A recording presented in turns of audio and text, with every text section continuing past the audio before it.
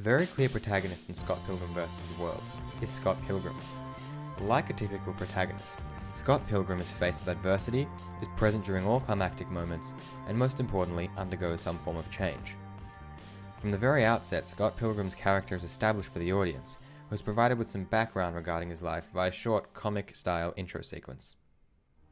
Not so long ago, in the mysterious land of Toronto, Canada, Scott Pilgrim was dating a high schooler. In the sequence that follows, we learn that Scott's relationship with a high school girl is a bit odd given his age. I'm 22. In this scene, we learn about Scott's social life, being clued in that he has a girlfriend. Additionally, the way that Scott speaks about his girlfriend indicates a lot about the type of character that he Have is. you even kissed her? We almost held hands once, but then she got embarrassed.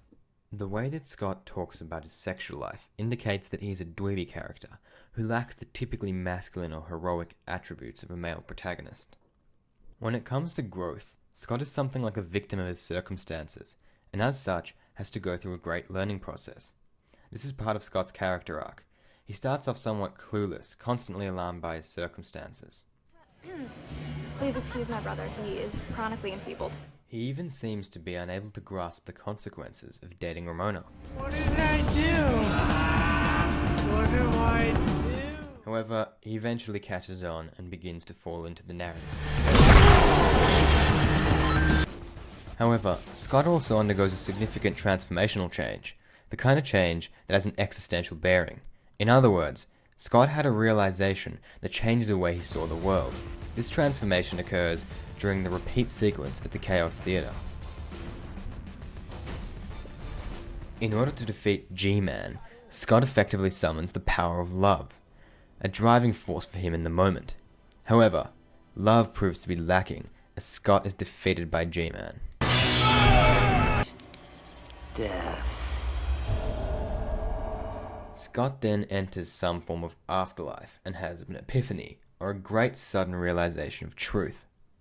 Scott realizes that rather than fighting for Ramona, he ought to be fighting for himself. Upon having come to this realization, Scott rather fittingly says, I feel like I learned something. The audience is very clearly shown that Scott's motivation has changed during the second effort. When he challenges G-Man, he pulls out a different, more powerful sword. This symbolizes the power of self-respect. This ultimately leads Scott to defeat G-Man, win back Ramona, and defeat his inner demons. And in this way, Scott Pilgrim's character develops throughout the film.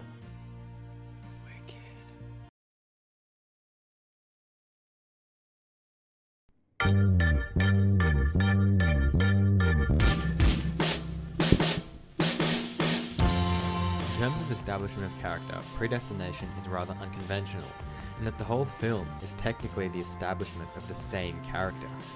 However, if you take the various stages of the central character to be characters in and of themselves, then each one undergoes their own establishment and development. The first character whose identity we are shown is the barkeep. We see him wake up in a hospital bed, and from that point we get to see him act as the main protagonist throughout the film. We then learn, through segmented narration and image, that Ethan Hawke's character is a time traveler whose purpose is to stop a terrorist named the Fizzlebomber. In this way, the Fizzlebomber, a mysterious villain, is introduced into the film.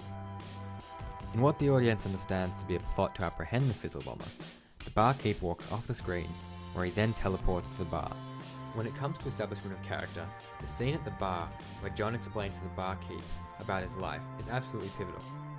The sequence spans nearly half the length of the film and involves a detailed recollection of the events passed by John. As an audience, we get a revelation as to John's tragic past. We find out that John actually started as an orphan girl who was named Jane. At an older age, she enlisted in a company called Space Corp. She got kicked out and then met a lover. The lover then leaves her. She falls pregnant and her baby gets stolen. She then has a hysterectomy, undergoes gender reassignment surgery, and adopts the name John. The barkeep as a character is primarily static, as he serves as a guide for the younger John. However, Towards the end of the film, when the barkeep discovers that he is indeed the Fizzle Bomber, he undergoes something of a crisis. I will never become you. If you look at the film retrospectively, the main character undergoes immense development. Starting from Jane's transition to John, she undergoes a series of immensely confusing events.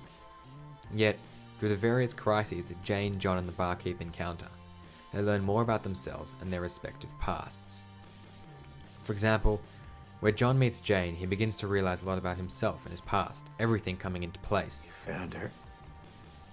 You know who she is, and you understand who you are. And now maybe you're ready to understand who I